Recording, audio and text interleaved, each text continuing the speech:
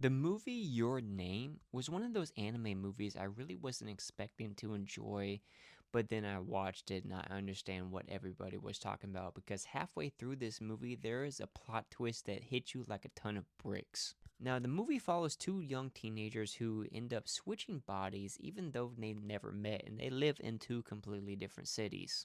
Now, as they navigate trying to figure out why, they come to the conclusion where they want to end up meeting, and that's when things kind of get complicated.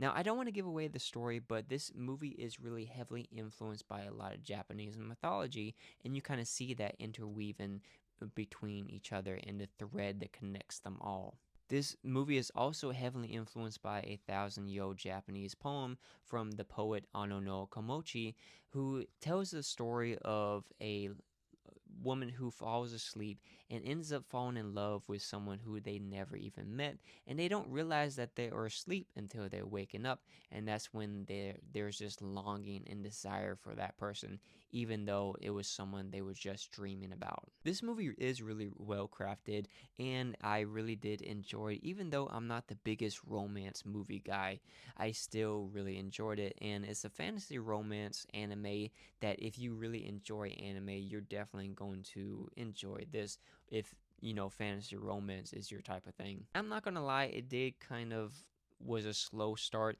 but by the time really things start picking up, it's about halfway through, and like I said, that plot twist really hits you like a ton of bricks. This was also very visually beautiful as well. But if, like I said, if you like anime and you like fantasy romance type movies, this is definitely one to check out. Your Name.